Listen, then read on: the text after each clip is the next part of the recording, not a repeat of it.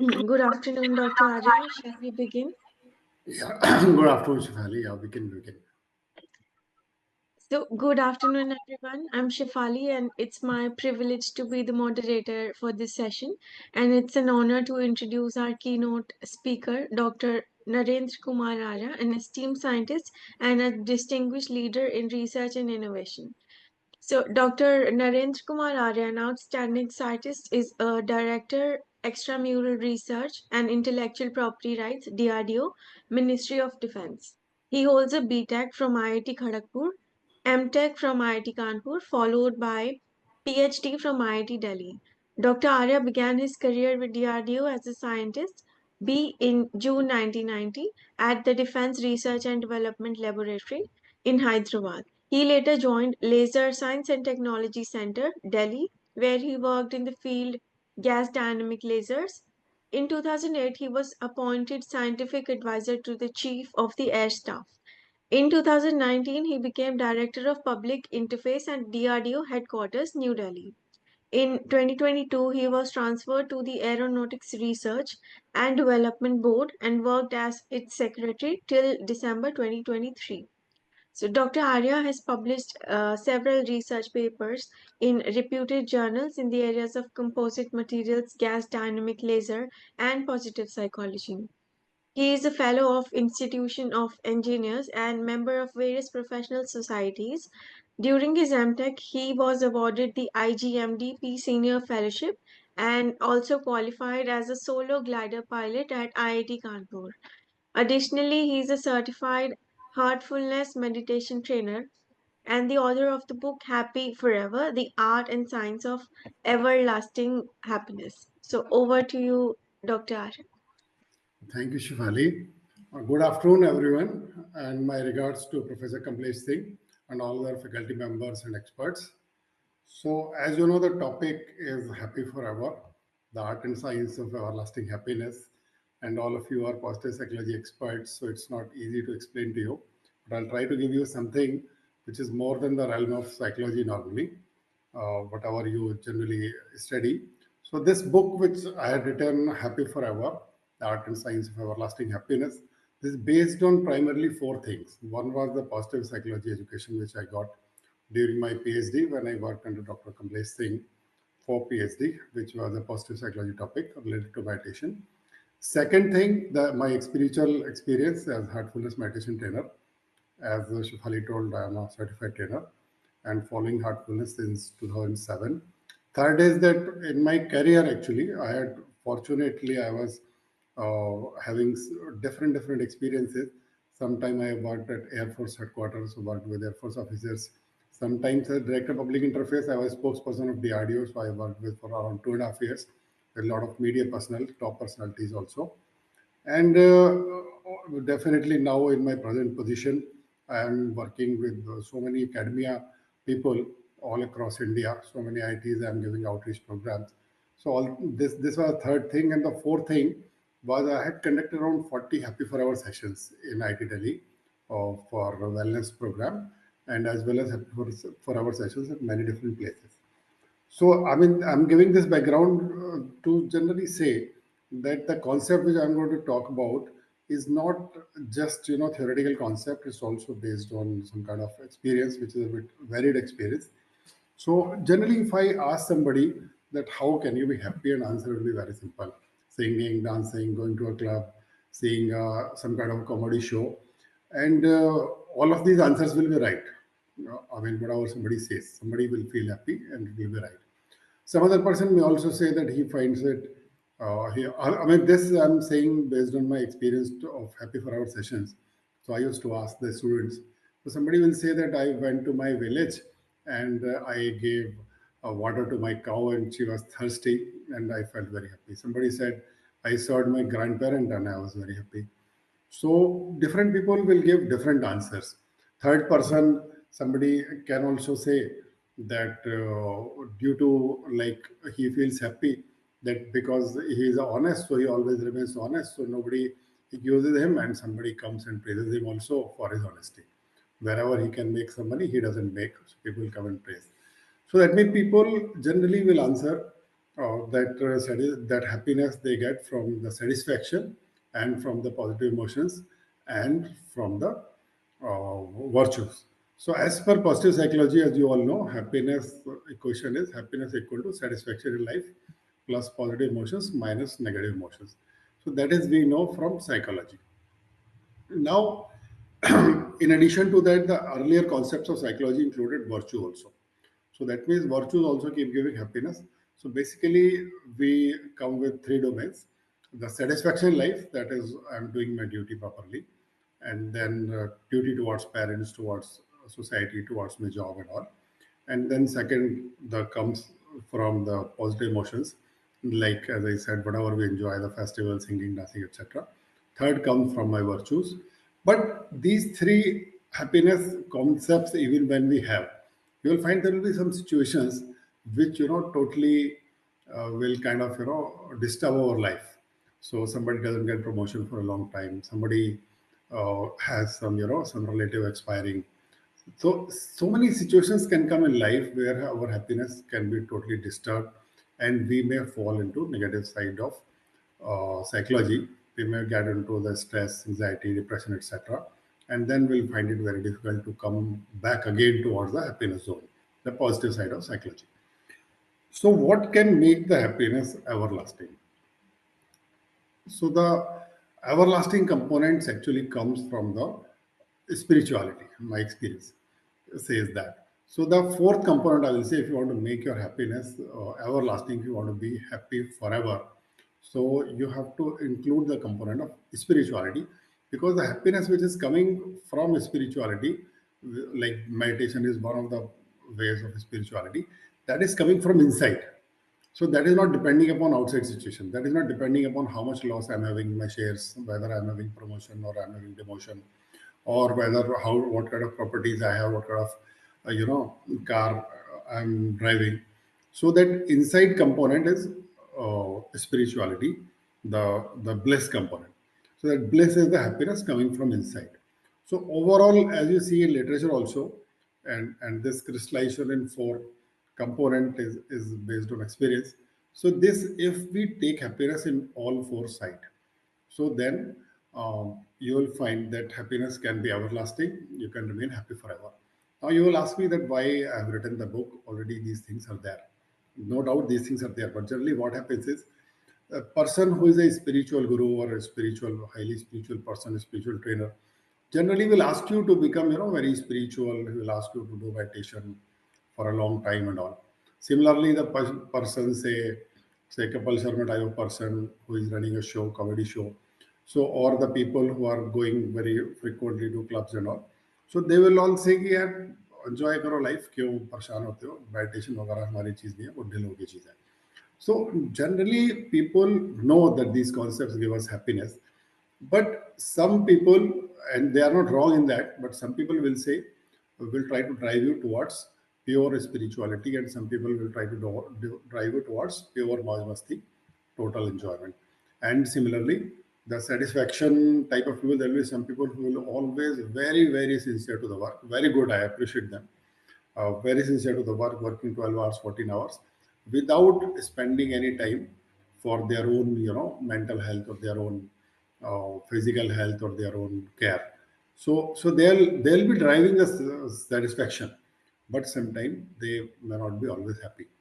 So the idea is that if you are, what I've seen among people is that if you are too much into meditation, too much into spirituality, you will have a gloomy phase, and sometimes you may not be slowly accepted in society also, unless you are a social person. And normally, we are supposed to be a social person. We are supposed to be also a professional person.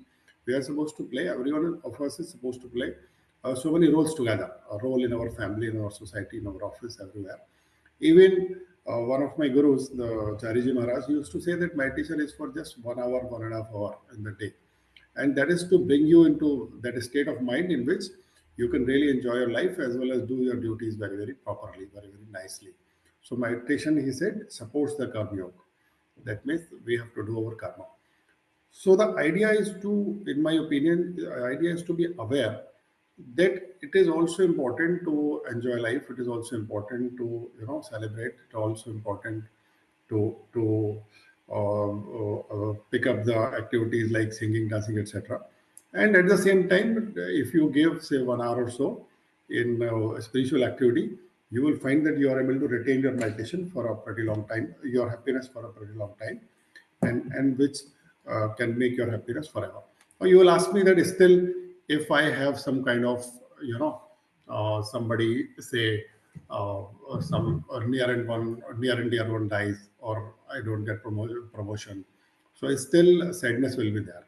So first of all, it is natural, it is natural to be sad when somebody near and dear one dies. And there is nothing wrong with that. We will cry also. Nothing wrong with that. It's not that we have become unhappy. The thing is that we are reacting or responding to a situation which is there, very much there. But at the same time, from inside, if I'm peaceful, that kind of situation will not disturb me deep inside. So, if you see, the mind is like a well, and mind and heart are in continuum. So, you start with the intellect, or rather say, start with a physical entity called brain, then intellect, then comes mind, then comes heart. So, heart is the deepest thing, and the deepest and the core of the heart is the what we call our self, or the center part of it, the self, or what we want to realize normally. So what happens is some things normally, if I am not connected with spirituality, will hurt me very deep. And another thing is, if something hurts you very deep, so say somebody insulted you very much. So, and it has hurt you very deep. So, it will not go away with singing, dancing. You can try it. It will not go away. Whatever you enjoy, whether you do drinking or you do singing, you do dancing. That's if some insult you felt very deep, or if you have dissatisfaction of not achieving something, or dissatisfaction of losing somebody, your near and dear one, it has hurt you. You will find some people, after losing, like recently I went to a yoga ashram. So there was a person, a reasonably good businessman. He was very close to his Dadaji, to his grandfather, and he used to sleep with him even when he was a 5-year-old child. And Dadaji expired at the age of 95. This person became so sad. This reasonably doing businessman became so sad that he had paralysis and he became a patient.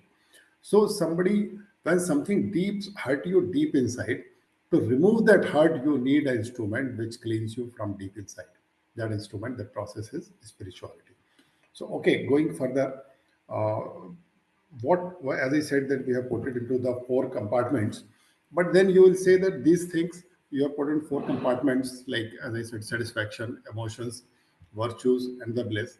But then you will say that practically, how do we do it? So practically, I have come up with a track of happiness. So that is, all the activities which we do, positive activities, give us some kind of happiness. And everyone, like we have different wavelengths in a say radio wave, or in any kind of electromagnetic wave. Similarly, in our happiness or in our mind and all, we have different zones, different wavelengths. So I have put 7 steps for the track of happiness: sports, cultural activities, the traveling, the relationship, and the profession. The profession, you should be true to your profession. And whatever you do ultimately, you need to feel satisfied. See, there will be something which you will not get. There will be something which you will get. So whatever you have achieved, you should be satisfied. However, you should strive for more, no doubt, nothing wrong with that. But you should not feel frustrated. So satisfaction and then bliss. So sports give you some kind of thrill, some kind of thrill, like you are playing a match for 1 hour and you win the match, you get a thrill. You score a goal, you get a thrill. Similarly, the cultural activities, they put you into a lot of positive emotions. And traveling, how it helps is, you will say, okay, why are you having 7 components? See, every component has its own role. Traveling actually changes the scene. If you are unhappy, say in Delhi or say in IT for some reason, if you go to some different place, the change of scene is helping you a lot in overcoming whatever problem you have. Then relationships, as you know, some people recognize relationship as the number one factor also in positive psychology. So good relationships, especially work very well when we are into trouble. So having good relationships with people, with whoever is around you. That person may be small, the person may be just a tea maker, the person may be big, but you try to have good relationship with everyone. then you have to be engaged. As you know, as Seligman's funda, also Parma model says engagement is very important. So you have to be engaged. So you have to be in whatever profession you are. The profession, maybe somebody may be a homemaker. That's also a profession. I'll see that's a very, very important profession. Whatever profession, you are a professor, you are a homemaker, you are a scientist or doctor or whatever, you need to be enrolled in that. And at the end of it, whatever you achieve, you need to feel some kind of satisfaction with that. And over and above that, or to top it all, you need that component of bliss, for which meditation is one of the components. Now, not disturbing the happiness, like people have propagated concepts like love thy enemies. So, concept of Christianity is love thy enemies. So Jesus says love thy enemies. Enemies को भी प्यार करो. उससे और भी आगे concept है. That is, you don't have any enemies. You don't have any enemies. If you follow this kind of positive approach, you won't have any enemies. उससे भी आगे concept है. Further to that also there is a concept. That concept is that you are not even aware about concept of enmity. You don't recognize anything, something called enmity. You are not even aware about that. So similarly, you can, on this path, when you take the help of spirituality, you can reach a level where whatever somebody says, you just shine like a star. You just shine like a star. You radiate your positivity, and you don't even recognize these concepts like happiness and all.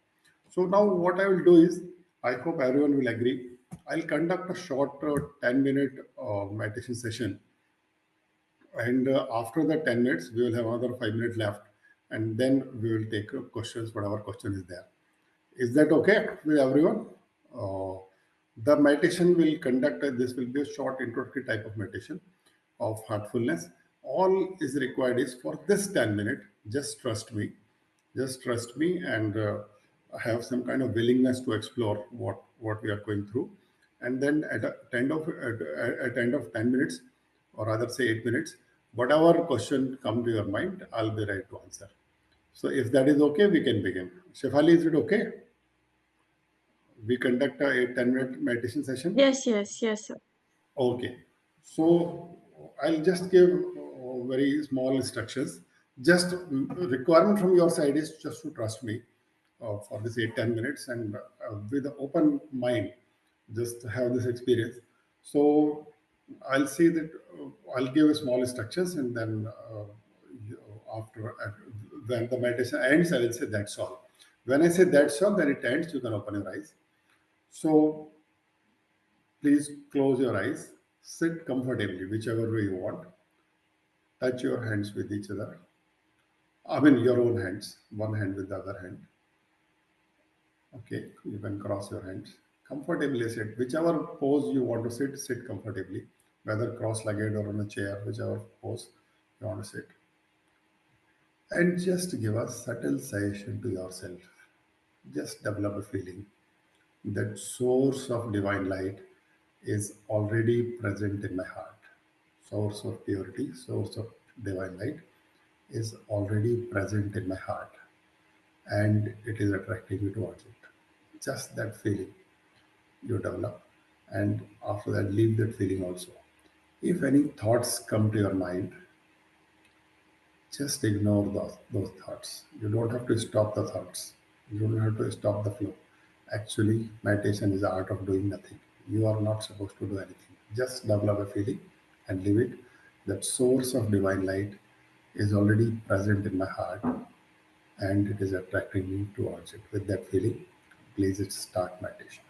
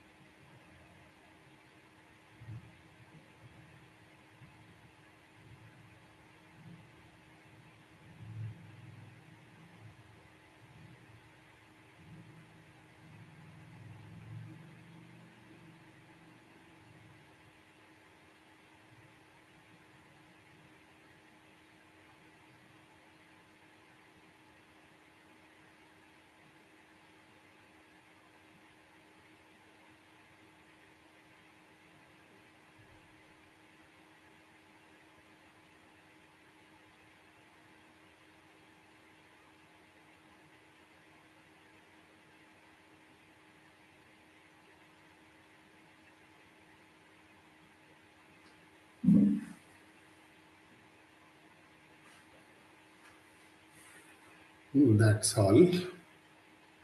Before opening eyes, just feel your state of mind. Just check, are you feeling any peace or are you feeling lighter compared to the beginning? Test of any spiritual process is that we should feel peace and we should feel lighter compared to the beginning. And you can open your eyes whenever you feel it.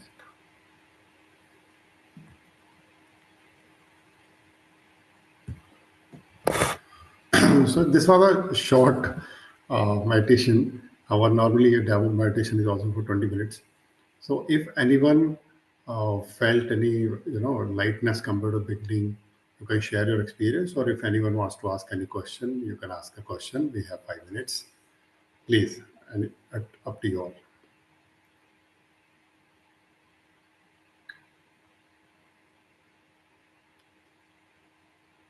And if there is no question, then uh, I'll talk for another 3 4 minutes about meditation. So, Shefali, I'm understanding that there's no question. Or do you have any question written on or by message with you? Not yet, sir. Uh, Yeah. if you have any question, you can put it in the Q&A box as well. There are no questions as of yet, Okay. sir. Okay. So I'll just tell you about another, 4 minutes, 3 minutes are there. So I'll just tell you about the types of meditation. So meditation typically I'll put in three categories based on my, based on literature and little bit of my experience. So earlier, two categories were focusing type of meditation, like you're focusing on some picture, you're focusing on some thought or some mantra, and focusing type of meditation was the most common. And the second category, broad category I'm saying, was the introspective type of meditation, like Buddhist meditation, what you call vipassana, where you are not focusing, you are observing your thought with equanimity. You're just observing your thought. So broadly speaking, there are so many ways of meditation. As I said, it's a path. It's a path to take you from wherever you are to the uh, purity in your heart. So the way Google shows you so many paths, so there are so many paths different gurus showed. So one thing is that you will say that there are, different, as I said, spaces in your heart where you want to connect to. So, two categories are focusing and introspective. Then, as per literature, if you go through, they added one more category that was automatic self transcending or transcendental meditation, which they found is different from these two. As per the positive psychology literature. So overall, I also feel that there should be three categories. So focusing type, introspective type, and what we call the transcendental type. So what Mahesh Yogi meditation was there in the United States, which you have a lot of literature available, that is transcendental type. Heartfulness meditation, which we try to do today, is also something like transcendental type, and it is added with the pranavati. So in the end, in the last 1 minute, I'll just show you my book. So the book is Happy Forever, The Art and Science of Everlasting Happiness. So this book is available everywhere. And if anyone wants any question, you can ask me directly also. This book is also not for any commercial purpose. This is written socially, and a large number of copies I buy and I just distribute among people.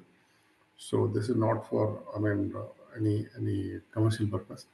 So anytime, in fact, if I come to write a daily, if somebody wants, I can give a copy. So with that, like we come to an end, and I hand over to you, Shafali. Thank you so much, Dr. Arya, and all the participants. It was really an insightful session and a great meditative experience. So, thank you very much. Well, have a good day, everyone.